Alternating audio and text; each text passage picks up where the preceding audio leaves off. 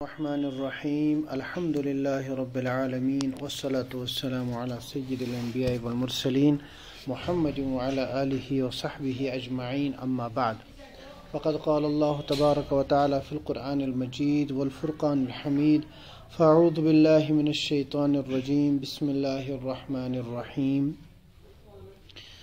الف لام را تلك آيات الكتاب وقرآن مبين ربما يود الذين كفروا لو كانوا مسلمين ذرهم يأكلوا ويتمتعوا ويلههم الأمل فسوف يعلمون وما أهلكنا من قرية إلا ولها كتاب معلوم ما تسبق من أمة أجلها وما يستأخرون وقالوا يا أيها الذي نزل عليه الذكر إنك لمجنون لو ما تأتينا بالملائكة إن كنت من الصادقين ما ننزل الملائكة إلا بالحق وما كانوا إذا منظرين إنا نحن نزلنا الذكر وإنا له لحافظون ولقد أرسلنا من قبلك في شيع الأولين وما يأتيهم من رسول إلا كانوا به يستهزئون كذلك نسلكه في قلوب المجرمين لا يؤمنون به وقد خلت سنة الأولين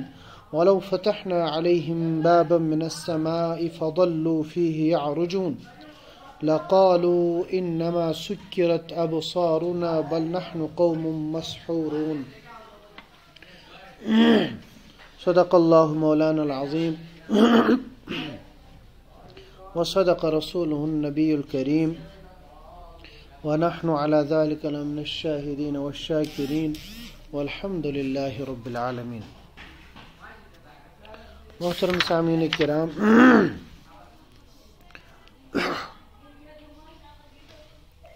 سورہ ابراہیم کے آخری دو رکوع وہ رہ گئے تھے کل، چنانچہ آیت نمبر 35 میں، سورہ ابراہیم کی آیت نمبر 35 میں اللہ تعالیٰ فرماتے ہیں وَإِذْ قَالَ إِبْرَاهِيمُ رَبِّ اجْعَلْ هَذَا الْبَلَدَ آمِنًا وَاجْنُبْنِي وَبَنِيَّ أَن نَّعْبُدَ الْأَصْنَامَ رَبِّ إِنَّهُنَّ أَضْلَلْنَ كَثِيرًا مِّنَ النَّاسِ فَمَن تَبِعَنِي فَإِنَّهُ مِنِّي وَمَنْ عَصَانِي فَإِنَّكَ غَفُورٌ رَّحِيمٌ رَبَّنَا إِنِّي أَسْكَنتُ مِن ذُرِّيَّتِي بِوَادٍ غَيْرِ ذِي زَرْعٍ عِندَ بَيْتِكَ الْمُحَرَّمِ. اس میں حضرت سیدنا ابراہیم علیہ السلام کا تذکرہ ہے.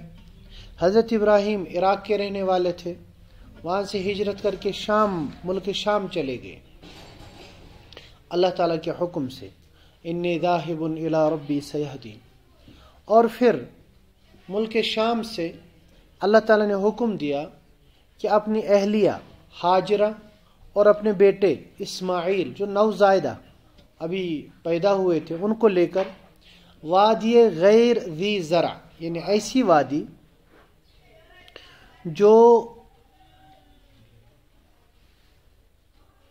کھیتی وغیرہ کے اعتبار سے بنجر ہو، تو کھیت وغیرہ وہاں نہیں ہوتا ہے، ایسی وادی میں پہنچو، یعنی مکہ معظمہ کی سرزمین میں پہنچو. تو حضرت ابراہیم اپنی اہلیہ اور اپنے بیٹے کے ساتھ وہاں پہنچے اور وہاں خانہ کعبہ کے پاس میں ان کو رکھا اور اس کے بعد وہاں سے چلے گئے. اب حضرت ابراہیم جب انہوں نے اپنے بیٹے کو وہاں اور اپنے اہلیہ کو وہاں رکھا تو کئی دعائیں کی وہاں پہ. ایک دعا آیت نمبر 35 میں ہے رب اجعل ھذا البلد آمنا، اے اللہ اس شہر کو امن کا گہوارہ بنا.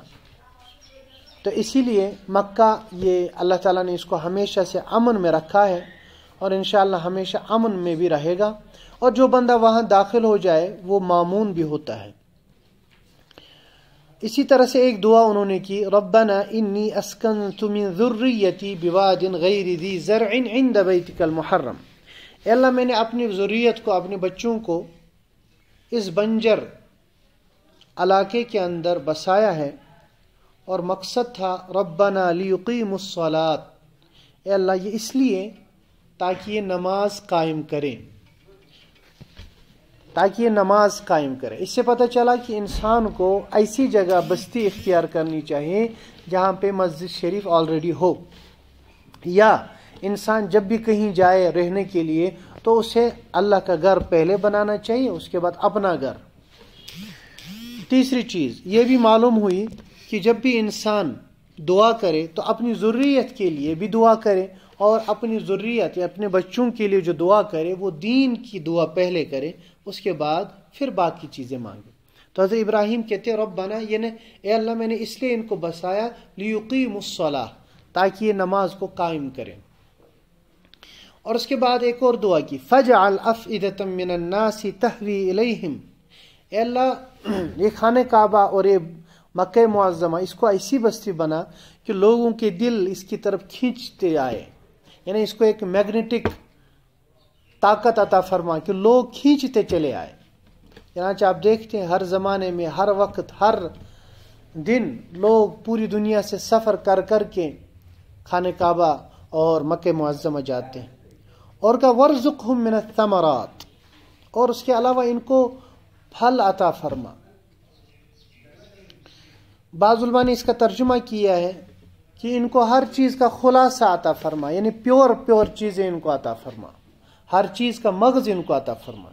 چنانچہ جو چیز آپ کو مکہ معظمہ میں جس طرح کی کوالٹی کی ملے گی اور کہیں آپ کو وہ چیز نہیں ملتی۔ حالانکہ ایسی جگہ پہ بسایا حضرت ابراہیم نے بچوں کو جہاں پہ کسی چیز کی کھیتی نہیں ہوتی، لیکن ہر کوئی پھل وہاں پہ ملتا ہے۔ تو یہ دعائیں ہیں حضرت ابراہیم علیہ الصلاۃ والسلام کی۔ تو اس کے بعد پھر اللہ تبارک و تعالیٰ سے حمد بھی کرتے ہیں، اور ایک عجیب دعا ہے آیت نمبر 40 میں، رب اجعلنی مقیم الصلاۃ ومن ذریتی ربنا وتقبل دعا، اے اللہ مجھے نماز قائم کرنے والا بنا اور میری ذریت کو بھی نماز قائم کرنے والا بنا، اور اے اللہ ہماری دعا قبول بھی فرما۔ آگے ربنا اغفر لی، اے اللہ میری مغفرت فرما، ولوالدی، میرے والدین کی مغفرت فرما، وللمؤمنین یوم یقوم الحساب، اور ایمان والوں کی بھی مغفرت فرما جس دن حساب و کتاب کا دن ہوگا۔ تو یہ پورا رکوع جو ہے، یہ پورا رکوع حضرت ابراہیم کی دعاؤں کے اوپر مشتمل ہے۔ تو نماز قائم کرنے کے لیے کہا کہ اے اللہ مجھے نماز قائم کرنے والا بنا۔ تو نماز کو قائم کرنے کا مطلب کیا ہے؟ صرف نماز پڑھنا نہیں بلکہ نماز کو قائم کرنا، یہ اصل ہے۔ اور نماز کے قائم کرنے کا مطلب نماز کو فرائض، واجبات، سنن، آداب، مستحبات کی رعایت کے ساتھ ادا کرنا۔ جس طرح نماز پڑھنے کا حق ہے اس طرح نماز پڑھنا، تو اس کو اقامت صلاۃ کہا جاتا ہے۔ اگر کوئی انسان پوری زندگی میں صرف ایک ہی چیز نماز سیکھ لے تو وہ اس کی نجات کے لیے کافی ہے۔ اور ساتھ ساتھ مغفرت کی دعا بھی مانگی۔ آگے سورہ ابراہیم کو جب شروع کیا تھا تو وہاں پہ ذکر کیا گیا تھا کہ رسول اللہ صلی اللہ علیہ وسلم کو یہ کفار مکہ پریشان کرتے تھے، معجزات دے دو، وہ کرو، یہ کرو۔ تو اب آخری رکوع میں بھی اسی کی طرف اشارہ ہے، آیت نمبر 42 میں وَلَا تَحْسَبَنَّ اللَّهَ غَافِلًا عَمَّا يَعْمَلُ الظَّالِمُونَ، اللہ تعالیٰ فرماتے ہیں اور آپ ہرگز اللہ تعالیٰ کو ظالموں کے کاموں سے غافل نہ سمجھے، یعنی ایسا نہیں سمجھنا کہ ہمیں نہیں معلوم یہ ظالم کیا کر رہے ہیں، یہ ظالم جو ڈینگے مار رہے ہیں، یہ نہیں سوچنا کہ ہمیں نہیں معلوم، ہمیں معلوم ہے، پھر ہم ان کے اوپر عذاب کیوں نہیں نازل فرماتے؟ انما یؤخرهم لیوم تشخص فیہ الابصار، اللہ تعالیٰ فرماتے ہیں ہم اس دن کے لیے ان کے عذاب کو مؤخر کرتے ہیں جس دن آنکھیں خیرہ کی خیرہ، یعنی جس دن آنکھیں جو ہے بس دیکھتی ہی رہ جائیں گی۔ تو قیامت کے دن کی طرف اشارہ ہے کہ اس دن ہم ان کے عذاب کو مؤخر کریں گے۔ فی الحال ہم ان کے لیے کوئی اور فی الحال جلد بازی نہیں کرتے عذاب وغیرہ کے اندر۔ پھر اسی طرح کی آیتیں ہیں، اور آیت نمبر 46 میں ہے وَقَدْ مَكَرُوا مَكْرَهُمْ وَعِندَ اللَّهِ مَكْرُهُمْ وَإِن كَانَ مَكْرُهُمْ لِتَزُولَ مِنْهُ الْجِبَالُ، کہ یہ جو سازشیں کرتے ہیں مسلمانوں کے خلاف، حالانکہ اللہ تعالیٰ کو سب پتہ ہے، ایسی سازشیں کرتے ہیں جن سے پہاڑ اپنی جگہ سے ہل سکیں، جن سے پہاڑ اپنی جگہ سے ٹل جائیں، ایسی ایسی سازشیں کرتے ہیں، لیکن اللہ تبارک و تعالیٰ کو یہ ساری سازشیں معلوم ہے، اور اللہ تعالیٰ ان کی سازشیں انہی کے اوپر لوٹا دیتے ہیں۔ اور یہ ہر زمانے میں ہوتا ہے، اہل ایمان کے خلاف یہ لوگ سازشیں کرتے ہیں، کفار ہوں، یہود ہوں، مشرکین ہوں، نصارہ ہوں، جتنے بھی مسلمانوں کے اور منافقین ہوں، ہر زمانے میں ہیں، تو یہ ہمیشہ مسلمانوں کے خلاف سازشیں کرتے ہیں۔ اللہ تعالیٰ فرماتے ہیں یہ جو چال بازیاں سازشیں کرتے ہیں، ہمیں اس کا علم ہے کہ کتنی بڑی سازشیں کرتے ہیں، لیکن پھر بھی ہم ان کی حفاظت کرتے ہیں۔ آگے سورہ حجر شروع ہوتا ہے۔ سورہ حجر، حجر کا مطلب یہ ایک جگہ کا نام تھا، ایک وادی کا نام تھا جہاں پہ قوم سمود رہتی تھی، پیچھے ذکر آیا ہے اس کا۔ تو قوم سمود وہاں پہ رہتی تھی، اس علاقے کو وادی حجر کہا جاتا تھا۔ اس سورت کے اندر ان کا تذکرہ آیا ہے، اس لیے اس سورت کا نام سورۃ الحجر رکھا گیا ہے۔ اس کے اندر 100 تو نہیں ہے، 99 آیات ہے کل۔ اس کے اندر کل 99 آیات ہیں اور 6 رکوع ہے۔ تو شروع فرمایا الف لام را تلک آیات الکتاب وقرآن مبین۔ جن الفاظ سے سورۃ الرعد کو شروع کیا تھا، یہاں بھی اسی سے شروع کر رہے ہیں، البتہ وہاں پہ الف لام میم را تھا، یہاں پہ الف لام را ہے۔ تلک آیات الکتاب، تلک آیات الکتاب، یہ قرآن پاک کی آیتیں ہیں اور قرآن مبین ہے۔ سورہ رعد میں جو ہے الگ الفاظ تھے، اس میں الگ الفاظ ہیں۔ آگے 14واں پارہ شروع ہوتا ہے ربما یود الذین کفروا لو کانوا مسلمین۔ یہ سورۃ چونکہ مکی ہے، لہٰذا اس کے اندر بھی اسی طرح کے مضامین ہیں جو پچھلی صورتوں کے اندر آئے ہیں، یعنی رسول اللہ صلی اللہ علیہ وسلم کو تسلی بھی دی گئی ہے، اور کفار مکہ اور مشرکین ان کی باتوں کا بھی تذکرہ ہے، اللہ کی وحدانیت کا بھی تذکرہ ہے، پچھلی معذب قومیں جن کے اوپر عذاب نازل کیا گیا ان کا بھی تذکرہ ہے، اور ساتھ ساتھ کچھ اہم چیزیں بھی ذکر کی گئی ہے۔ پہلی آیت ہے دوسری آیت ہے ربما یود الذین کفروا لو کانوا مسلمین، کہ کل قیامت کے دن کافر لوگ چاہیں گے، تمنا کریں گے کہ لو کانوا مسلمین، کاش کہ وہ ایمان والے ہوتے، یعنی انہوں نے اسلام قبول کیا ہوتا۔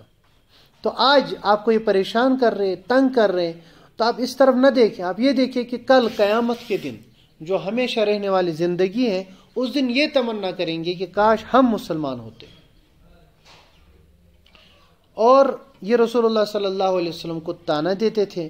آیت نمبر 6 میں ہے وَقَالُوا يَا أَيُّهَا الَّذِي نُزِّلَ عَلَيْهِ الذِّكْرُ إِنَّكَ لَمَجْنُونَ لَوْ مَا تَأْتِينَا بِالْمَلَائِكَةِ إِن كُنتَ مِنَ الصَّادِقِينَ۔ کہتے ہیں کہ جو کچھ لے کر آئے، یعنی رسول اللہ صلی اللہ علیہ وسلم کو مجنون کہتے تھے، اور ساتھ ساتھ یہ بھی کہتے تھے بھائی جو ہم کہتے ہیں کہ فرشتے کو لے آؤ، یہ فرشتے کو کیوں نہیں لاتے؟ اللہ تعالیٰ نے فرمایا مَا نُنَزِّلُ الْمَلَائِكَةَ إِلَّا بِالْحَقِّ وَمَا كَانُوا إِذًا مُنظَرِينَ، کہ اگر ہم نے فرشتوں کو نازل کر دیا پھر تو ان کا کام ہی گیا، کیونکہ جب اللہ تبارک و تعالیٰ مطالبے پر کوئی معجزہ عطا فرماتے ہیں، اور اگر کوئی پھر بھی روگردانی کرے تو اللہ تبارک و تعالیٰ پھر فوراً بغیر کسی مہلت کے ان کے اوپر سزا نافذ کرتے ہیں۔ آگے آیت نمبر 9 میں اللہ تعالیٰ فرماتے ہیں اِنَّا نَحْنُ نَزَّلْنَا الذِّكْرَ وَإِنَّا لَهُ لَحَافِظُونَ، کہ در حقیقت ہم نے ہی ذکر یعنی قرآن پاک کو نازل کیا ہے اور ہم ہی اس کی حفاظت کرنے والے ہیں۔ قرآن پاک جو اللہ تبارک و تعالیٰ نے ہمیں عطا فرمایا ہے، اس کی حفاظت کی ذمہ داری خود اللہ تعالیٰ نے لی ہے۔ اس سے پہلے جو کتابیں اللہ تعالیٰ نازل فرماتے تھے ان کی حفاظت کی ذمہ داری اس زمانے کے ان علاقوں کے علماء کے اوپر ہوتی تھی، لیکن انہوں نے اس کے اندر تحریف وغیرہ کر دی، اور قرآن پاک کی ذمہ داری اللہ تبارک و تعالیٰ نے خود لے لی۔ اس لیے جس طرح کا قرآن رسول اللہ صلی اللہ علیہ وسلم کے زمانے میں تھا، جتنے حروف رسول اللہ صلی اللہ علیہ وسلم کے زمانے میں تھے، جس طرح پڑھا جاتا تھا، الحمدللہ آج بھی بالکل قرآن پاک اسی طرح من و عن، بغیر کسی تغیر کے، بغیر کسی تبدیلی کے، بغیر کسی تحریف کے موجود ہے۔ چنانچہ اللہ تبارک و تعالیٰ نے دو طریقوں سے قرآن پاک کی حفاظت فرمائی. ایک، اللہ تبارک و تعالیٰ نے حفاظت فرمائی کہ جب بھی رسول اللہ صلی اللہ علیہ وسلم کے اوپر قرآن پاک نازل ہوتا تھا تو رسول اللہ صلی اللہ علیہ وسلم اس کو زبانی یاد کر لیتے تھے اور اس کے بعد صحابہ کو بتاتے تھے تو صحابہ اس کو زبانی یاد کر لیتے تھے. اور یہ زبانی یاد کرنے کا سلسلہ چلتا رہا آج کے زمانے تک، اور انشاءاللہ آگے ہمیشہ تک رہے گا. چنانچہ اگر آپ دیکھیں گے صحابہ کے دور میں رسول اللہ صلی اللہ علیہ وسلم مکمل حافظ قرآن تھے اور خلفائے راشدین حافظ قرآن تھے. اسی طرح سے بڑے بڑے صحابہ، بڑی بڑی صحابیات مکمل قرآن پاک ان کو زبانی یاد تھا. اس کے بعد تابعین کا دور آتا ہے تو تابعین کے زمانے میں ہزاروں نہیں بلکہ اس سے بھی زیادہ تعداد بڑھ گئی تھی. ایک جنگ ہوئی تھی، جنگ یمامہ، جو حضرت ابوبکر صدیق رضی اللہ تعالیٰ کے زمانے میں لڑی گئی.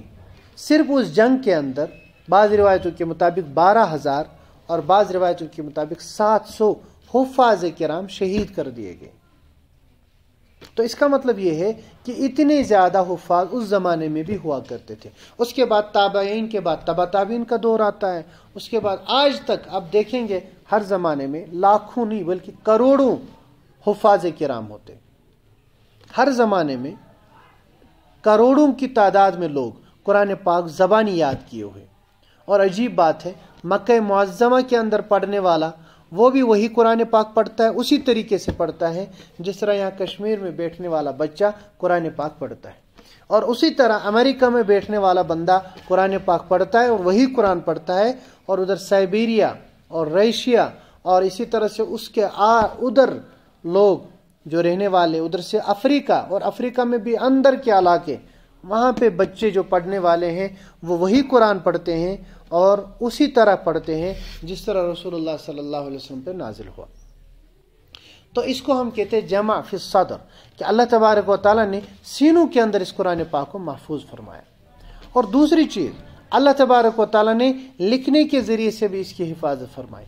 چنانچہ احادیث میں آتا ہے کہ رسول اللہ صلی اللہ علیہ وسلم پر جب قرآن پاک کی کوئی صورت یا آیت نازل ہوتی تھی تو رسول اللہ صلی اللہ علیہ وسلم کے ساتھ ہمیشہ ایک صحابہ کی ایک ٹیم رہتی تھی جن کو کاتبان وحی کہا جاتا ہے، یعنی جو وحی لکھنے والے صحابہ تھے، جن میں خلفائے راشدین تھے، جن میں حضرت سیدنا امیر معاویہ رضی اللہ تعالیٰ عنہ تھے، جن میں حضرت سیدنا زید رضی اللہ تعالیٰ عنہ تھے. یہ سب صحابہ بہت بڑی جماعت ایک تھی. ان میں سے کوئی نہ کوئی رسول اللہ صلی اللہ علیہ وسلم کے ساتھ ہمیشہ رہتا تھا. جو ہی وہی نازل ہوتی تھی حضور فرماتے تھے کہ اس کو لکھ لو، تو صحابہ کرام اس کو لکھ لیا کرتے تھے. اور جب حضور اس دنیا سے تشریف لے گئے تو پورا قرآن پاک سینوں میں بھی محفوظ تھا اور لکھا ہوا بھی تھا. تو جو لوگ یہ کہتے ہیں کہ قرآن پاک بعد میں لکھا گیا، اصل میں ان کو قرآن پاک کی تاریخ معلوم نہیں ہے کہ اللہ تعالیٰ نے کس طرح حفاظت فرمائی. حضور نے اپنے ہی زمانے میں پورا قرآن پاک لکھایا تھا.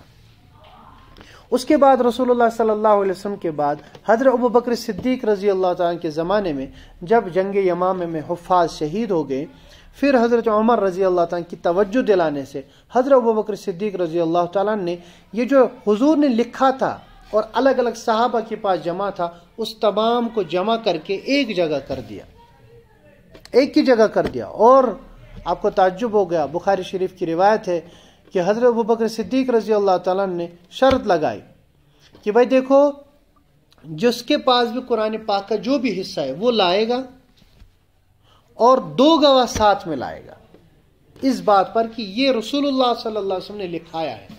تو 2 گواہ اور پلس وہ جو قرآن پاک کی آیت لائے گا وہ ہمیں زبانی یاد ہونی چاہیے. یعنی وہ جو ٹیم اس کے لیے ایک بنائی تھی جو یہ لکھا کرتے تھے، فرمائے کہ ان کو یہ زبانی یاد، تب جا کر معتبر مانا جائے گا. تو سب صحابہ کرام نے وہ قرآن پاک جو ان کے پاس مختلف چیزوں کے اوپر لکھا ہوا تھا وہ ابوبکر صدیق کے پاس لایا.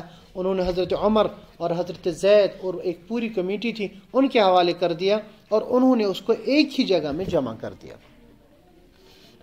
اس کے بعد حضرت عثمان غنی رضی اللہ تعالیٰ کے زمانے میں قرآن پاک کے مزید اور نسخے بھی ترتیب دیے گئے.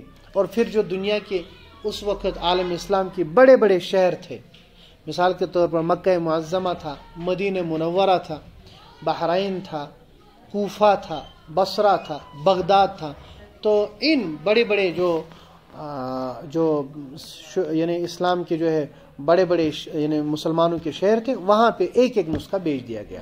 اس کے بعد اس کی نقلیں تیار ہوتی چلی گئی، اور آج تک حضرت عثمان غنی رضی اللہ تعالیٰ کے زمانے کا لکھا ہوا قرآن پاک اب تک الحمدللہ محفوظ ہے. بلکہ وہ قرآن پاک جن کے اوپر وہ شہید ہو گئے، جب وہ شہید ہو گئے تو جو اس وقت ان کے سامنے تھا جس کی تلاوت کر رہے تھے، وہ بھی تاشقند کے ایک میوزیم میں اب تک الحمدللہ محفوظ ہے. تو اللہ تبارک و تعالیٰ نے دونوں طریقوں سے سینے کے اندر حفاظت اور لکھائی کے اندر یعنی کتابت کے اندر حفاظت، دونوں طریقوں سے قرآن پاک کو محفوظ کیا. تو انا نحن نزلنا الذکر وانا لہ لحافظون، اس کا یہی مطلب ہے. آگے پھر اللہ تبارک و تعالیٰ نے یہ فرمایا کہ دیکھیں میں نے جو قرآن پاک کو نازل کیا ہے، حضرت جبرائیل کے واسطے سے نازل کیا، فرشتوں کے واسطے سے نازل کیا، آسمانوں سے نازل کیا، اور یہ جو آسمان کا سسٹم ہے یہ بڑا محفوظ سسٹم ہے. ایسا نہیں ہے کہ کوئی بھی آ جا سکتا ہے. فرمایا وَلَقَدْ جَعَلْنَا فِي السَّمَاءِ بُرُوجًا وَزَيَّنَّاهَا لِلنَّاظِرِينَ وَحَفِظْنَاهَا مِنْ كُلِّ شَيْطَانٍ رَجِيمٍ، ہر شیطان رجیم سے ہم نے اس کو محفوظ کر رکھا ہے. اور اگر کبھی کبھی کوئی شیطان الا من استرق السمع فاتبعه شهاب مبین، اب اگر کبھی کوئی شیطان کوئی اچک لے کوئی چیز تو شہاب ثاقب اس کے پیچھے آ جاتا ہے اور وہ اس کو جو ہے ختم کر دیتا ہے. تو اللہ تبارک و تعالی نے فرمایا کہ دیکھیں آسمانوں میں بھی اس کی حفاظت، اور پھر آسمانوں کی کچھ نعمتوں کا تذکرہ، اور اس کے بعد اللہ تعالیٰ نے فرمایا کہ دیکھو آسمانوں کے بنانے کے ساتھ ساتھ ہم نے زمینوں کو بھی پیدا کیا. والارض مددناها والقینا فیہا رواسیا وانبتنا فیہا من کل شیء موزون، آیت نمبر 19 میں فرمایا کہ زمین کو بھی ہم ہی نے بچھا دیا، اور اس کے اندر ہم نے میخیں گاڑ دی، پہاڑ لگا دیے. اسی طرح سے ہر کوئی چیز ہم نے اس سے پیدا کر دی، اور تمہارے لیے کھانے کی چیزیں، معیشت کی چیزیں، سب چیزیں ہم نے اس سے پیدا کی. تو چونکہ پیدائش کا تذکرہ تھا، اس کے بعد اللہ تعالیٰ نے فرمایا کہ ان کائنات، یہ مخلوقات، ان سے بھی بڑی ایک مخلوق وہ تم ہو انسان، انسان کو بھی ہم ہی نے پیدا کیا. چنانچہ آگے آیت نمبر 26 میں فرمایا وَلَقَدْ خَلَقْنَا الْإِنسَانَ مِنْ صَلْصَالٍ مِّنْ حَمَإٍ مَّسْنُونٍ، کہ انسان کو بھی ہم نے پیدا کیا، انسان کو ہم ہی نے پیدا کیا، اور مٹی کھنکھناتی ہوئی مٹی سے پیدا کیا.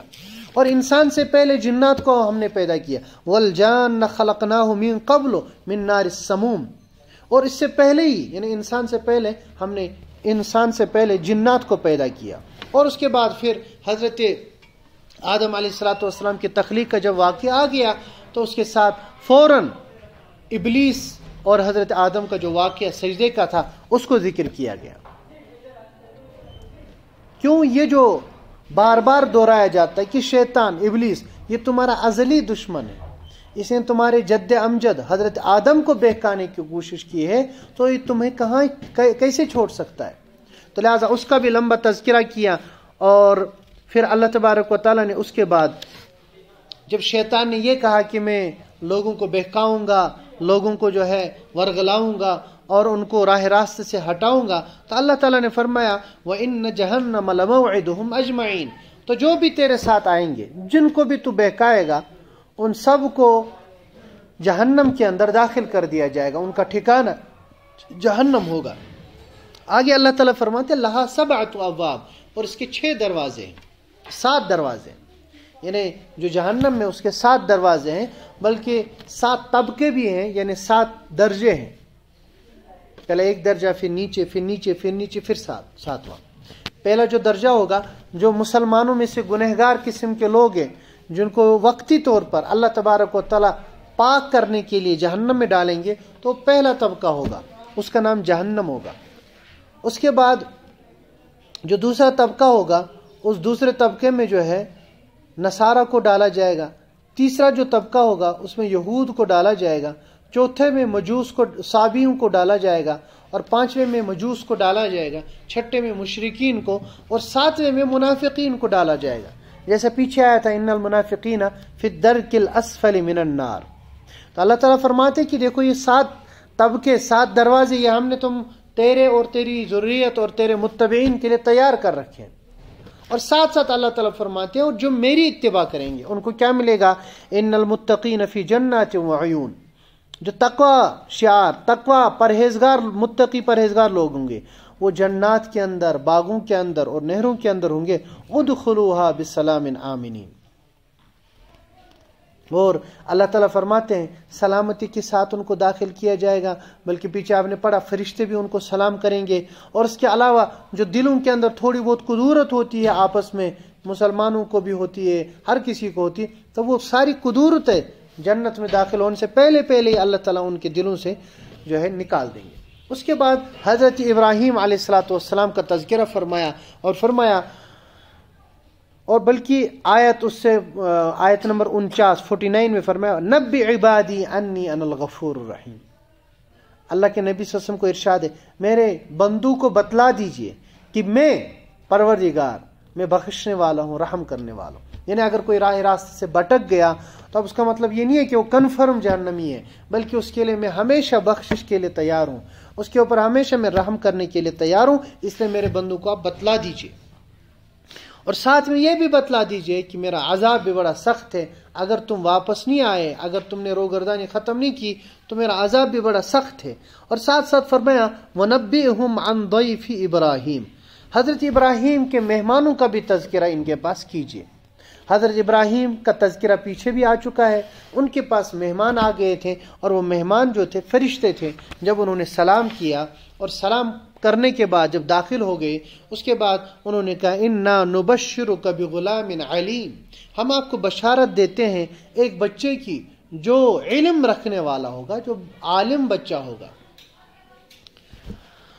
تو یہ بھی تذکرہ پیچھے آ چکا ہے کہ حضرت اسحاق حضرت اسحاق علیہ السلام کی بشارت دینے کے لیے آ گئے تھے۔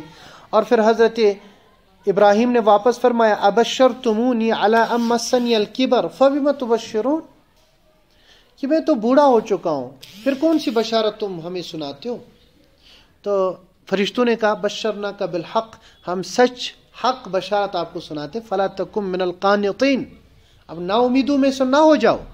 حضرت ابراہیم کہنے لگے وَمَن يَقْنَطُ مِن رَحْمَةِ رَبِّهِ إِلَّا الضَّالُّونَ، اللہ کی رحمت سے کوئی نا امید نہیں ہو سکتا، ہاں جو لوگ گمراہ ہیں وہی نا امید ہوتے۔ اس کے بعد جب حضرت ابراہیم کے پاس وہ جماعت آئی تھی فرشتوں کی، چونکہ وہ حضرت لوط علیہ السلام کی قوم کی طرف ان کو بھیجا گیا تھا، تو لہٰذا یہاں پہ بھی وہی تذکرہ آ گیا۔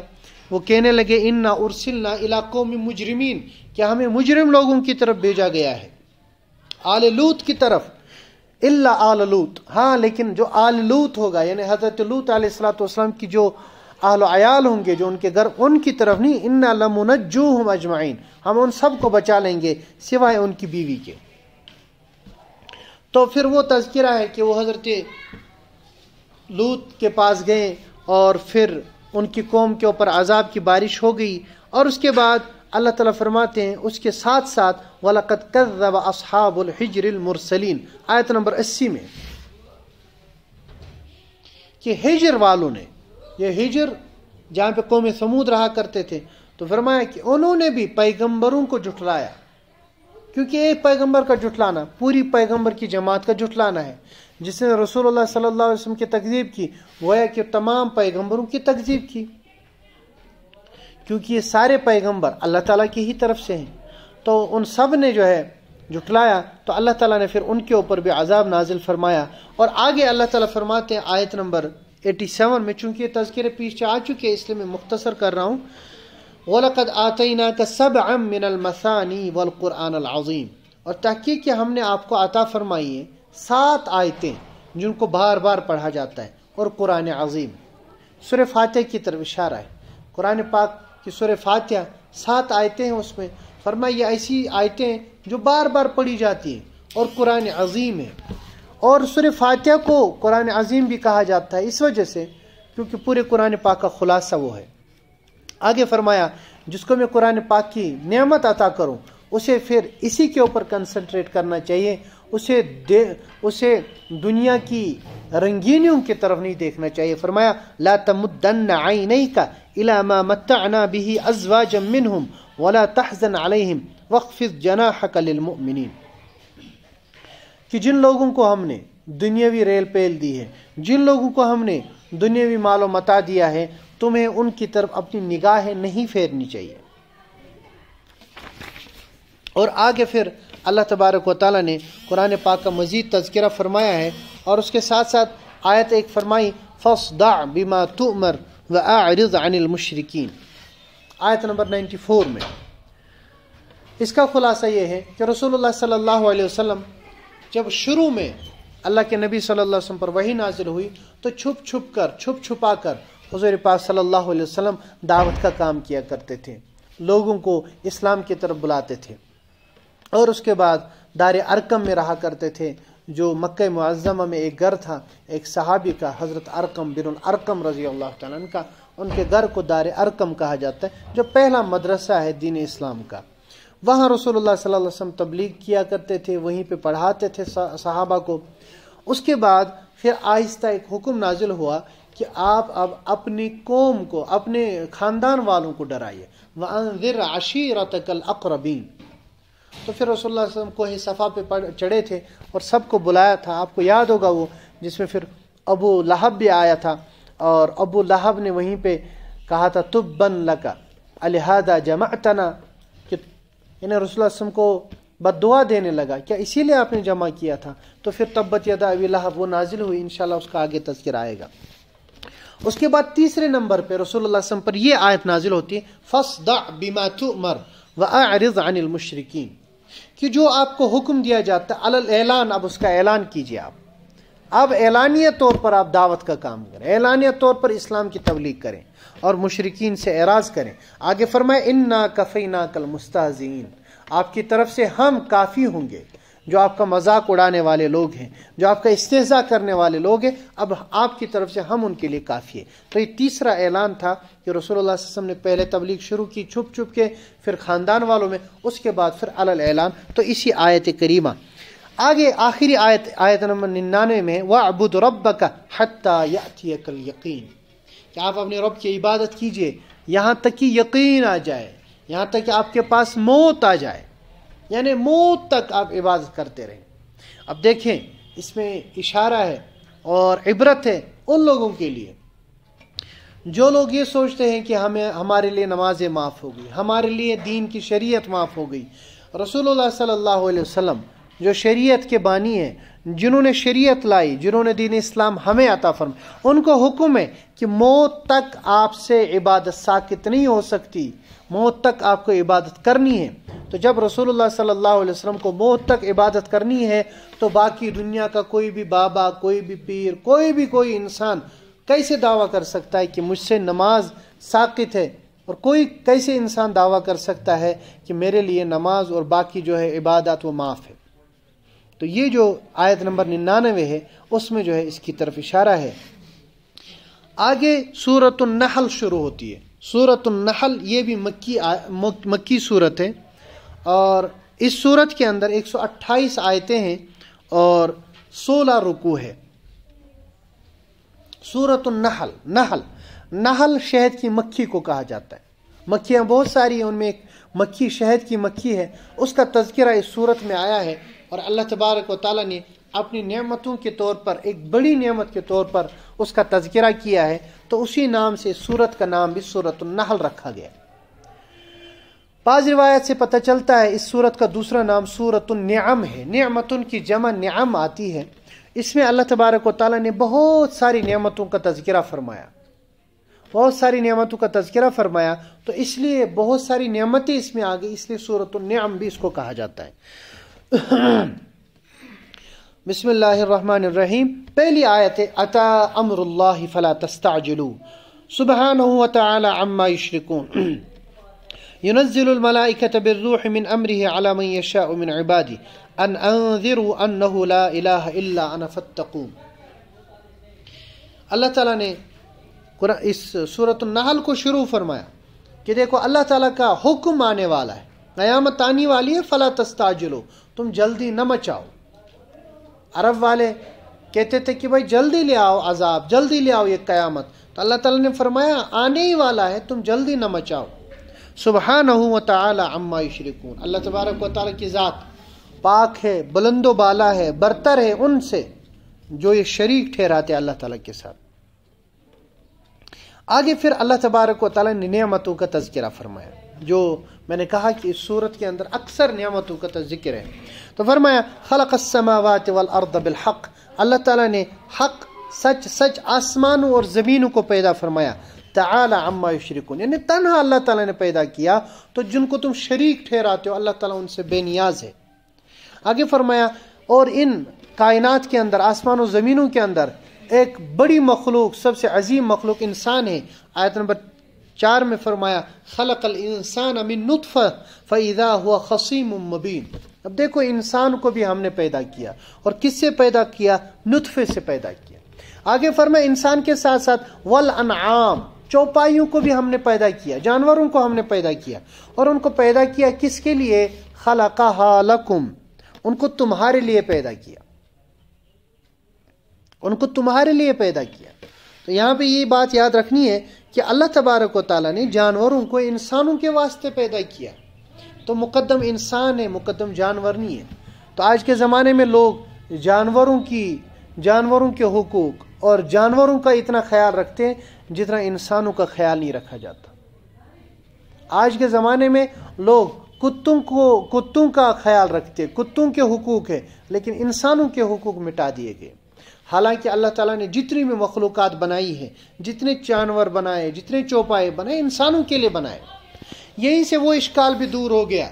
جو لوگ یہ سوچتے بھائی ان کی بھی زندگی ہے، ان کو تم کیوں مارتے ہو؟ مثال کے طور پر کوئی انسان مرغے کو ذبح کرتا ہے، کوئی کسی اور جانور کو ذبح کر کے کھاتا ہے، حلال جانور کو، تو کہتے بھائی ان کی زندگی ہے، ان کو جینے کا حق ہے. اللہ تعالیٰ فرماتے ہیں ان کو میں نے بنایا، اب تمہارے لیے بنایا.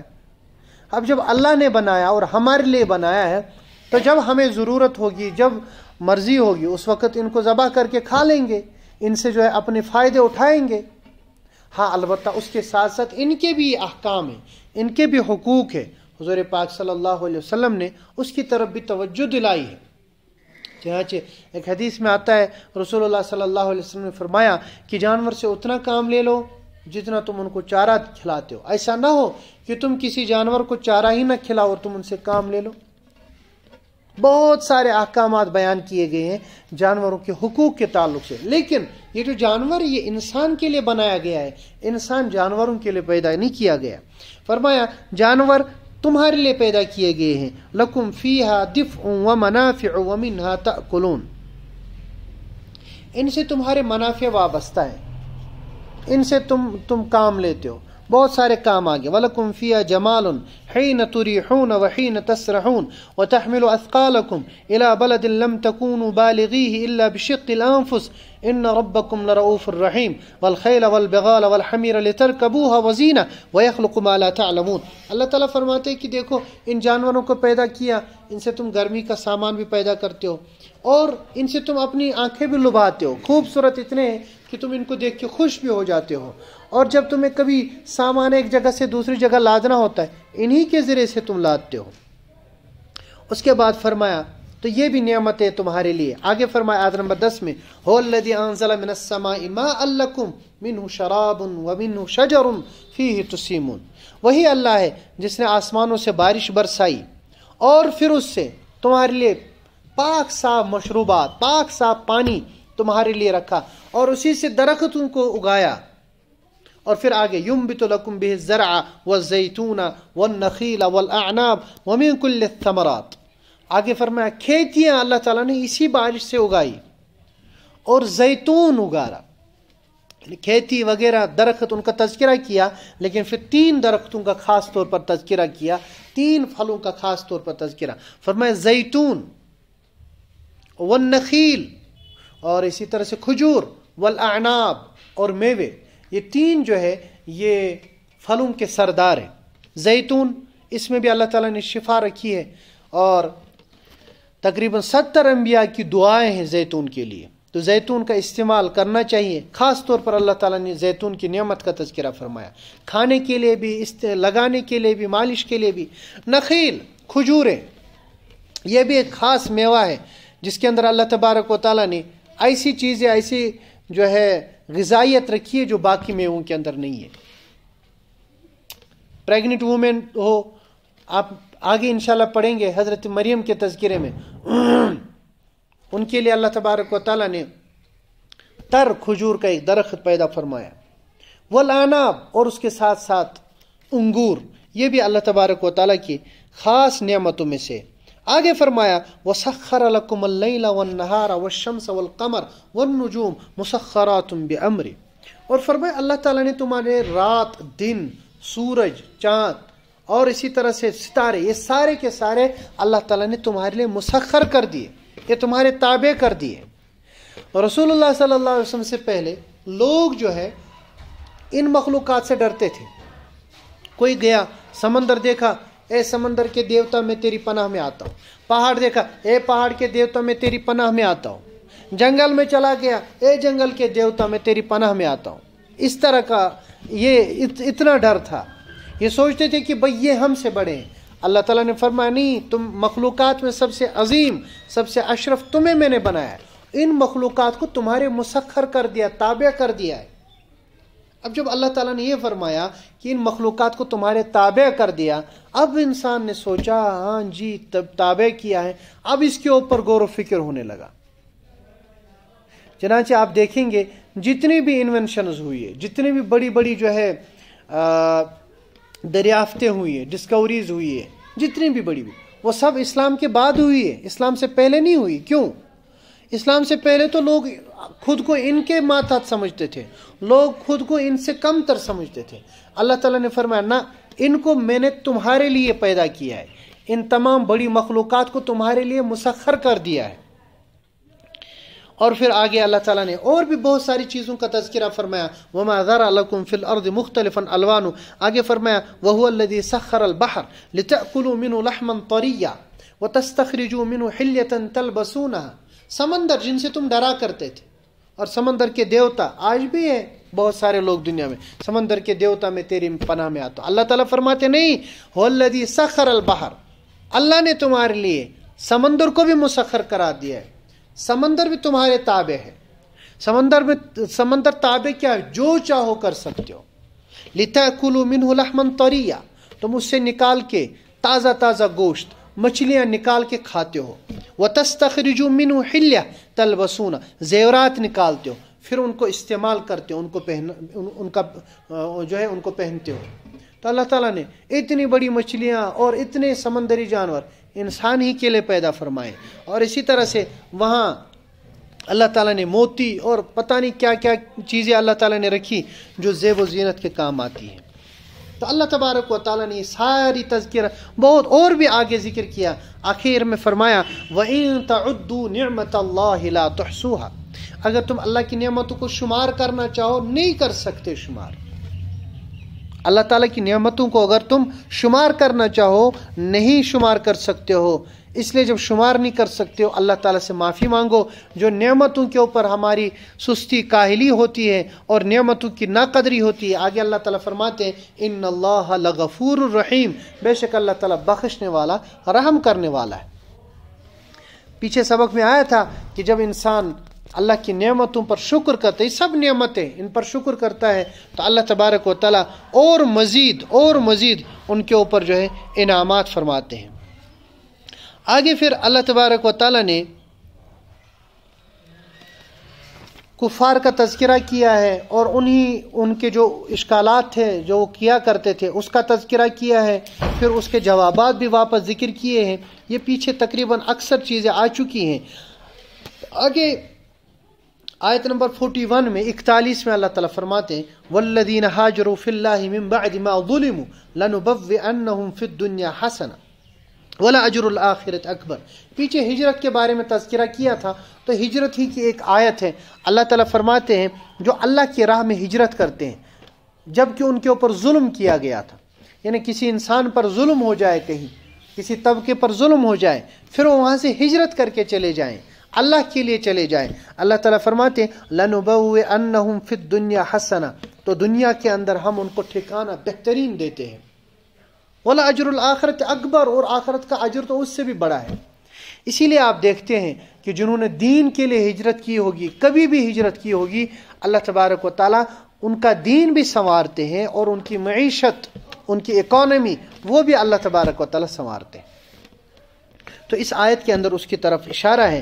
اللہ تعالیٰ فرماتے ہیں کہ ہجرت کریں، اور جب ہجرت کی ضرورت ہو آپ ہجرت کریں، اللہ کے لیے ہجرت کریں. آپ اکانومی کے لیے ہجرت نہ کریں، آپ سیٹل ہونے کے لیے ہجرت نہ کریں، آپ پیسوں کے لیے ہجرت نہ کریں، وہ چیزیں آپ کو خود ہی ملیں گی. لیکن دین کے لیے ہجرت کریں. اللہ تعالیٰ فرماتے دنیا میں بھی اچھا ٹھکانہ دوں گا، آخرت میں بھی.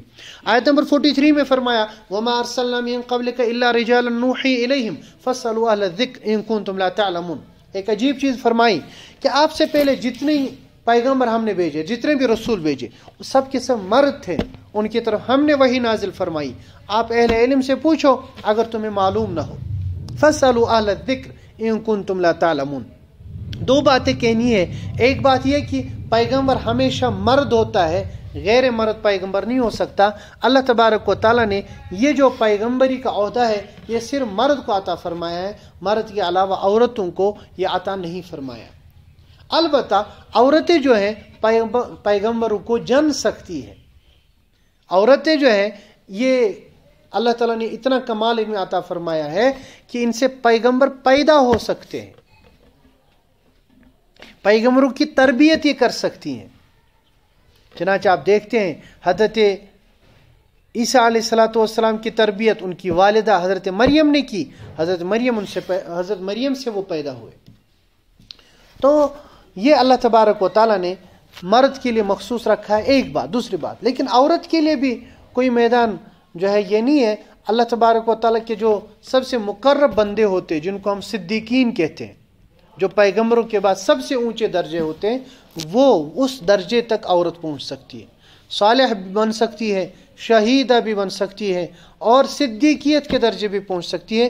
چنانچہ آپ دیکھتے ہیں حضرت عائشہ صدیقہ رضی اللہ تعالی عنہا، حضرت خدیجۃ الکبریٰ، حضرت فاطمۃ الزہرا رضوان اللہ علیہم اجمعین، اور اس کے بعد صحابیات کے بعد تابعیات، اور اس کے بعد باقی عورتیں، انہوں نے پوری جو ہے چاہے علم ہو، چاہے فضل ہو، چاہے تقوی ہو، اس کے آخری چوٹیوں تک اللہ تعالیٰ نے ان کو پہنچا دیا. دوسری چیز اللہ تعالیٰ نے فرمایا فَاسْأَلُوا أَهْلَ الذِّكْرِ إِن كُنتُمْ لَا تَعْلَمُونَ. اگر تمہیں معلوم نہیں ہے یہ سب چیزیں تو اہل علم سے جا کے پوچھو. اس کا مطلب یہ کہ جب کوئی انسان کسی چیز کے بارے میں لا علم ہو، اس کے اوپر فرض بنتا ہے کہ وہ اہل علم سے جا کے پوچھے. ایسا نہیں ہے کہ انسان خود ہی اپنے مسائل کا حل کرے، نہ، جو اہل علم ہے ان کے پاس جائے اور ان سے علم حاصل کرے. کوئی مسئلہ ہے اہل علم کے پاس جائے، علماء سے دریافت کرے.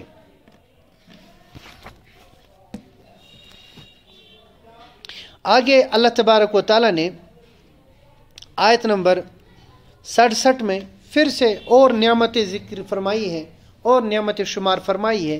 تو ان میں سے ایک نعمت ہے دودھ کی نعمت، وہ بھی ذکر فرمائی. فرمایا وَإِنَّ لَكُمْ فِي الْأَنْعَامِ لَعِبْرَةً، تمہارے لیے چوپاہیوں کے اندر عبرت ہے. نُسْقِيكُم مِّمَّا فِي بُطُونِ مِن بَيْنِ فَرْثٍ وَدَمٍ لَبَنًا خَالِصًا سَائِغًا لِلشَّارِبِينَ. اللہ تعالیٰ فرماتے ہیں کہ دیکھیں اس کے پیٹ سے، خون اور گوبر کے بیچ سے ہم دودھ نکالتے ہیں جو بالکل پاک صاف دودھ ہوتا ہے اور صحت کے لیے بالکل قوی اور مفید ہوتا ہے. تو فرمایا کہ یہ دودھ یہ بھی اللہ کی نعمت ہے. ایک تو اس میں یہ نعمت ہے کہ اللہ تبارک و تعالیٰ نے ایک ہی جانور سے، جانور چارہ کھاتا ہے، وہ جانور چارہ کھاتا ہے، اس سے خون بھی بنتا ہے، اس سے گوبر بھی بنتا ہے، لیکن اللہ تبارک و تعالیٰ اس سے دودھ بھی نکالتے ہیں. تو یہ اللہ تعالیٰ کی کاریگری ہے، یہ اللہ تعالیٰ کی قدرت ہے. اور وہ دودھ وہیں سے انہی رگوں کے پاس سے ہو کے آتا ہے، لیکن اس میں خون کی آمیزش نہیں ہوتی، ان کے اندر جو ہے گوبر اور نجاست کی آمیزش نہیں ہوتی، وہ بالکل پاک صاف ہوتا ہے.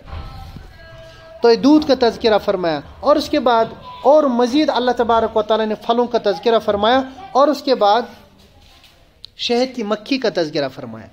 وَأَوْحَى رَبُّكَ إِلَى النَّحْلِ أَنِ اتَّخِذِي مِنَ الْجِبَالِ بُيُوتًا وَمِنَ الشَّجَرِ وَمِمَّا يَعْرِشُونَ ثُمَّ كُلِي مِن كُلِّ الثَّمَرَاتِ فَاسْلُكِي سُبُلَ رَبِّكِ ذُلُلًا يَخْرُجُ مِن بُطُونِهَا شَرَابٌ مُخْتَلِفٌ أَلْوَانُهُ فِيهِ شِفَاءٌ لِلنَّاسِ إِنَّ فِي ذَلِكَ لَآيَةً لِقَوْمٍ يَتَفَكَّرُونَ. آیت نمبر 68، 68 اور 69 میں اللہ تعالیٰ فرماتے ہیں یہ جو شہد کی مکھی ہے اس کا خاص تذکرہ فرمایا. مکھیاں اور بھی ہے لیکن شہد کی مکھی یا اللہ تعالیٰ کی نشانیوں میں سے ایک نشانی ہے. چھوٹی سی مکھی ہے، اللہ تعالیٰ نے اس کے اندر اتنی فہم، اتنی فراست عطا فرمائی ہے کہ کبھی کبھی تو انسانوں میں بھی نہیں ہوتی. ان کا نظام ایسا مضبوط نظام ہے جیسے انسانوں کے اندر نہیں ہے. اور ان کا جو گھر ہے، گھر بنانے کا طریقہ ہے، چنانچہ آپ نے دیکھا ہوگا وہ جو چھتا ہوتا ہے یعنی اس کا شہد کا، اس کے اندر وہ چھوٹے چھوٹے وہ جو ہے 6 کون والے وہ کھانے بنے ہوتے، تقریباً 20-30 ہزار کھانے بنے ہوتے، اور سب کھانے ایسے ہوتے ہیں کہ آپ کسی کو کسی سے کم یا زیادہ قرار نہیں دے سکتے، ایک کی سائز کے. تو ان کو وہ چھتا بنانا کس نے سکھایا؟ اور اسی طرح سے وہ شہد جب لاتی ہے تو شہد لانے کے لیے خاص مکھیاں ہوتی ہیں جن کو شہد لانے کے لیے بھیجا جاتا ہے. اور جب وہ شہد لانے کے لیے جاتی ہیں، یعنی وہ نیکٹر یعنی وہ رس چوستی ہیں اس کا پھلوں کا، تو اس کا حکم ہے کہ پھل کس کس پھول کا آپ رس چوس سکتی ہے، ہر پھول کا نہیں. جو پھول مضر ہو صحت کے لیے اس کا نہیں چوس سکتی. اگر ایسا کیا کوئی مضر صحت رس لے کے آئی تو اس کو اندر داخل ہونے نہیں دیتے، وہاں پہ باڈی گارڈ ایسے لگے ہوتے ہیں. اور جس پھول سے وہ رس چوستے وہاں پہ اس کا ایک نشان لگانا ہوتا ہے تاکہ دوسری مکھی آئے وہ دیکھے یہاں سے تو رس لیا گیا ہے، وہ دوبارہ نہیں آئے گی اس پہ، وہ اور کسی کے اوپر جائے گی. اور اسی طرح سے جب وہ واپس آ گئی پھر وہ جو اندر بیٹھی ہے ان کو سمجھاتی ہے کہ میں کہاں سے ہو کے آئی. وہیں پہ اتنا چھوٹا سا چھجا ہوتا ہے اور اسی کے اندر وہ دکھاتی ہے، یعنی تھوڑا سا گھوم گھام کے ان کو پتہ چلتا ہے کہ ہمارا راستہ کیا ہے، ہماری وے کیا ہے. اور پھر اندر ایک ملکہ ہوتی ہے جو پوری ان کے اوپر حکومت سنبھالتی ہے. اور پھر میٹرنیٹی ہوم الگ ہوتا ہے جہاں پہ صرف بچوں کی پیدائش ہوتی ہے، اور پھر بچوں کی تربیت بھی اندر ہی ہوتی ہے. تو بڑا زبردست سسٹم ہے. اس کے اوپر بہت سارے لوگوں نے، مسلمان سائنٹسٹوں نے ویڈیوز بھی بنائے ہیں، تو وہ دیکھنے چاہیے کہ اللہ تبارک و تعالیٰ نے ان کے اندر کتنی فہم و فراست رکھی ہے. اللہ تعالیٰ فرماتے ہیں یہ سب وَوَحَا رَبُّكَ إِلَى النَّحْلِ، یہ میں نے ان کی طرف پیغام بھیجا ہے، یہ میں نے ان کو الہام کیا کہ اس طرح تم کرو. اللہ تعالیٰ فرماتے ہیں اور پھر ان کے پیٹوں سے کیا نکلتا ہے؟ شراب، ایسا مشروب، مختلف الوان، جس کے رنگ الگ الگ ہوتے ہیں، فیہ شفاء للناس، اور ان کے اندر لوگوں کے لیے شفا ہے. تو اس سے پتہ چلا شہد جو ہے یہ شفا کا باعث ہے، اس لیے شہد کا استعمال کرنا چاہیے. حدیث میں آتا ہے رسول اللہ صلی اللہ علیہ وسلم نے فرمایا العسل والقرآن یشفیان، یعنی شہد اور قرآن پاک ان دونوں سے شفا حاصل کرو، بیماریوں کی دوائی تلاش کرو. قرآن پاک اس کو بھی آگے آپ پڑھیں گے، اس کو بھی فرمایا وَنُنَزِّلُ مِنَ الْقُرْآنِ مَا هُوَ شِفَاء، قرآن پاک ہم نے نازل کیا یہ بھی باعث شفاعت، اس سے بھی انسان کے مسائل، انسان کی بیماریاں دور ہوتی ہے. اور اس کے ساتھ ساتھ اللہ تعالیٰ فرماتے ہیں شہد اس کو بھی ہم نے باعث شفا بنایا ہے. تو دونوں چیزیں شفا کا باعث ہے، لیکن ان کا استعمال کا طریقہ یہ ماہرین سے سیکھنا چاہیے. ایسا نہیں کہ آپ گئے اور شہد کا ایک لوٹا پی لیا اور سوچیں گے شفا، تو وہ آپ کو شفا خانے پہنچائے گا. تو اس کا طریقہ ہے. اسی طرح قرآن پاک سے شفا حاصل کرنا اس کے بھی طریقے ہیں.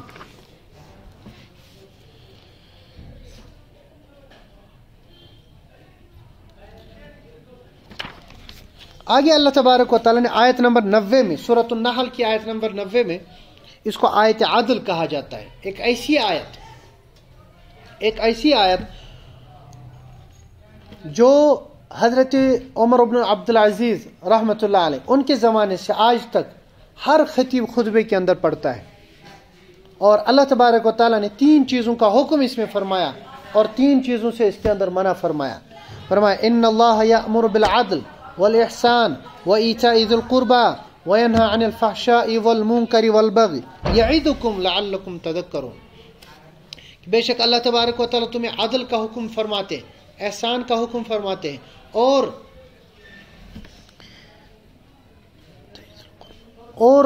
قریبی رشتہ داروں کو دینے کا حکم فرماتے ہیں. تو 3 حکم، ایک تو عدل کا حکم اور احسان کا حکم، حسن سلوک کا حکم، اور رشتہ داروں کو دینے کا حکم، یعنی رشتہ داروں کے ساتھ حسن سلوک اور رشتہ داروں کی ضروریات کا خیال رکھنا. اور 3 چیزوں سے منع فرمایا، فحش کاموں سے، منکر کاموں سے اور بغی سے۔ تو عدل کسے کہتے ہیں؟ عدل کا مطلب ہوتا ہے ہر چیز کو، یعنی کوئی بھی چیز ہو اس کو انصاف کے ساتھ، اس کو اس کے حق کے ساتھ ادا کرنا، اس کو عدل کہا جاتا ہے۔ آپ عبادت کریں اور عبادت آپ ادا کریں ان تمام آداب کی رعایت کے ساتھ، تو ہم کہیں گے اس نے نماز کے ساتھ، اس نے عبادت کے ساتھ عدل کیا۔ کوئی انسان معاملات کرتا ہے، معاملات کے اندر جو ہے صحیح طریقے سے معاملہ کرتا ہے، تو کہیں گے کہ بھائی اس نے بزنس کیا، عدل کے ساتھ بزنس کیا۔ اور فیصلہ کرتا ہے تو صحیح فیصلہ کرتا ہے، ہم کہتے ہیں اس نے فیصلے کے اندر عدل کیا۔ اور فحش کام یعنی ہر وہ کام جو حیا کے خلاف ہو، ہر وہ کام جو حیا کے خلاف ہو، اور منکر ہر وہ کام جس سے روکا گیا ہو۔ تو اللہ تبارک و تعالیٰ نے ان چیزوں سے اس کے اندر منع فرمایا۔ آگے کچھ مثالیں بھی اللہ تعالیٰ نے دی ہیں، اور چونکہ وقت ہو گیا اس لیے میں آگے بڑھ کے ایک آیت پڑھتا ہوں۔ آیت نمبر 106 میں اللہ تعالیٰ فرماتے ہیں، من کفر باللہ من بعد ایمانی الا من اکرہ وقلبہ مطمئن بالایمان ولکن من شرح بالکفر صدرا فعلیہم غضب من اللہ ولہم عذاب عظیم۔ کہ کبھی کوئی بندہ ایسا ہوتا ہے کہ اس کے اوپر ظلم ہوتا ہے، اس کے اوپر زبردستی ہوتی ہے، اس کے اوپر زیادتی ہوتی ہے، اس حالت میں وہ انسان زبان سے کوئی کلمہ کفر ادا کرتا ہے حالانکہ دل کے اندر ایمان ہوتا ہے، فرمایا وہ ایمان والا ہے، وہ کافر نہیں ہوا۔ چنانچہ صحابہ کرام کے بارے میں آتا ہے کہ 3 صحابہ کرام ان کو مجبور کیا گیا کہ وہ کسی طرح سے غلط بات بتائے، وہ کسی طرح سے کلمہ کفر زبان سے ادا کرے جس سے انسان دائرہ اسلام سے نکلتا ہے۔ تو دونوں نے تو بالکل انکار کر دیا اور ان دونوں کو شہید کر دیا گیا، لیکن تیسرے صحابی نے اس شرط کے ساتھ کہ دل کو انہوں نے مطمئن رکھا اور پھر کلمہ کفر زبان سے ادا کیا۔ پھر جب رسول اللہ صلی اللہ علیہ وسلم ان کی جان چھوڑ دی گئی، پھر رسول اللہ صلی اللہ علیہ وسلم کے پاس آئے، حضور پاک صلی اللہ علیہ وسلم پر یہی آیت نازل ہو گئی کہ جو انسان اس حال میں زبان سے کلمہ کفر بولتا ہے کہ اس کا دل ایمان سے بالکل مطمئن ہو، اس کا دل ایمان کے اوپر ہو اور وہ دل سے کفر کو ناپسند کرتا ہو، تو فرمایا یہ ایمان والا ہی ہے، یہ کافر نہیں ہے۔ چنانچہ آج کے زمانے میں بھی بہت ساری جگہوں پہ آپ نے دیکھا ہوگا کہ بہت سارے گنڈے اور بہت سارے دہشت گرد جو مسلمانوں کو پریشان کرتے ہیں اور مسلمانوں کو کبھی کہتے ہیں کہ بھئی کلمہ کفر ادا کرو، تو اعلیٰ درجہ تو یہ ہے کہ ان کا مقابلہ کیا جائے، اعلیٰ درجہ عظیمت تو یہ ہے کہ ان کا مقابلہ کیا جائے اور زبان سے کلمہ کفر ادا نہ کیا جائے۔ لیکن اگر کوئی بندہ اس وقت دل میں ایمان رکھ کے زبان سے کوئی کلمہ کفر ادا کرے تو اس سے کوئی فرق نہیں پڑے گا، وہ پھر بھی ایمان والا ہے۔ آگے اللہ تبارک و تعالیٰ نے پھر مثالیں ذکر فرمائی ہیں ایمان والوں کی اور کفار کی، اور اس صورت کے اخیر میں جو آخری رکوع ہے حضرت ابراہیم علیہ الصلوۃ والسلام کا تذکرہ، اس میں فرمایا ان ابراہیم کان امۃ قانتا للہ حنیفا ولم یک من المشرکین، کہ ابراہیم یہ ایک انسان تھا لیکن حقیقت کے اندر یہ ایک امت تھی، اور اس کے ساتھ ساتھ اللہ تعالیٰ کی عبادت کرنے والا، اور اس کے ساتھ ساتھ تمام دینوں سے یکسو ہو کر، تمام دینوں سے کٹ کے اللہ تبارک و تعالیٰ کی طرف یکسوئی کے ساتھ آنے والا یہ حضرت ابراہیم تھا۔ تو حضرت ابراہیم کو فرد ہونے کے باوجود اللہ تبارک و تعالیٰ نے جماعت فرمایا۔ تو اس کی وجہ یہ ہے کہ جو کمالات، جو فضائل جماعتوں میں ہوتے، امتوں میں ہوتے، وہ تنہا حضرت ابراہیم میں تھے۔ کبھی کوئی انسان ایسا ہوتا ہے کہ جو چیز ایک جماعت کے اندر ہونی چاہیے، جو چیز کسی ایک انسان میں خاص طور پر نہیں ملتی، بہت سارے لوگوں میں، کسی میں امانت داری ہے، کسی میں صداقت ہے، کسی میں جو ہے جرأت ہے، کسی میں بہادری ہے، کسی میں جفاکشی ہے، یہ الگ الگ چیزیں ہر کسی میں نہیں پائی جاتی۔ تو کوئی ایسا ہوتا ہے جس کے اندر یہ سب چیزیں تنہا پائی جائے، تو اس کو کہا جاتا ہے کہ یہ انسان ایک ہے لیکن حقیقت میں یہ جماعت ہے۔ تو حضرت ابراہیم کو بھی یہ فرمایا گیا۔ اور اس کے ساتھ ساتھ فرمایا یہ حنیف ہے، تمام دینوں سے کٹ کے دین اسلام کی طرف آنے والے، اور فرمایا شاکرن لانعمی، اللہ تعالیٰ کی جو نعمتیں ان کے اوپر تھی ان کا شکریہ ادا کرنے والے۔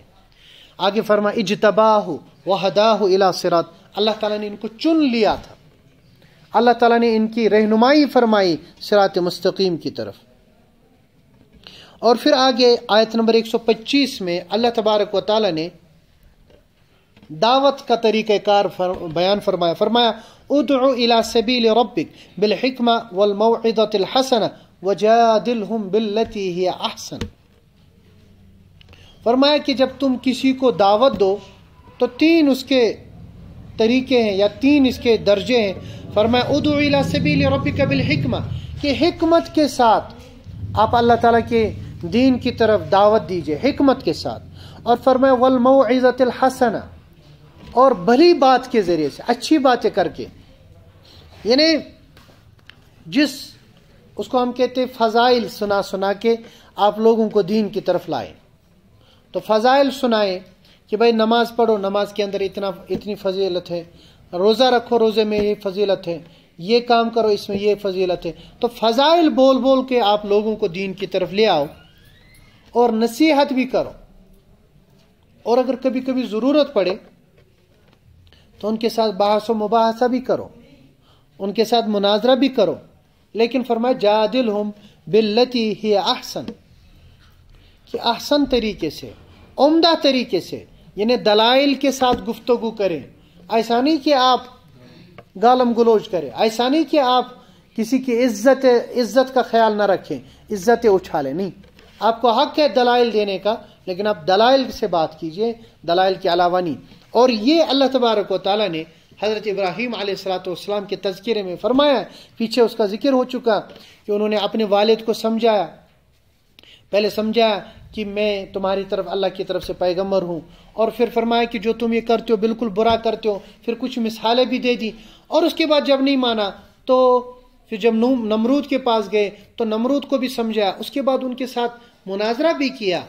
اللہ تعالیٰ نے الم تر الی الذی حاج ابراہیم فی ربہ ان آتاہ اللہ الملک، سورہ بقرہ میں، تو مناظرہ بھی کیا لیکن دلائل کے ساتھ۔ اللہ تعالیٰ فرماتے دلائل ایسے دیے فبہت الذی کفر، وہ جو کافر تھا نمرود وہ مبہوت ہو کے رہ گیا، یعنی اس کو چپ کرا دی۔ تو دلائل ہونے چاہیے، تو فرمایا وجادلہم، آپ ان کے ساتھ جدال بھی کر سکتے، مناظرہ کر سکتے، لیکن باللتی ہی احسن، احسن طریقے سے، عمدہ طریقے سے، بغیر گالم گلوچ کے، دلائل کی بنیاد پر جو۔ اخیر میں آگے آیت فرمائی ان اللہ مع الذین اتقوا والذین هم محسنون، بے شک اللہ تبارک و تعالیٰ ان لوگوں کے ساتھ جن لوگوں نے تقوی اختیار کیا اور جو لوگ محسن ہیں، نیکوکار ہیں، احسان کرنے والے لوگ ہیں۔ تو 2 قسم کے لوگ ہیں اللہ تبارک و تعالیٰ جن کا ہمیشہ ساتھ دیتے ہیں، ایک تو وہ جو نیک ہو، اور دوسرا وہ انسان جو تقوی اور پرہیزگار ہو، جو متقی ہو، پرہیزگار ہو، تقوی شعار ہو، ہر حالت میں اللہ تعالیٰ سے ڈرنے والا ہو۔ اللہ تعالیٰ کہنے سننے سے زیادہ عمل کی توفیق عطا فرمائے، اور قرآن پاک پڑھنے، سننے، سمجھنے اور اس پر عمل کرنے کی توفیق عطا فرمائے۔ وآخر دعوانا ان الحمد للہ رب العالمین۔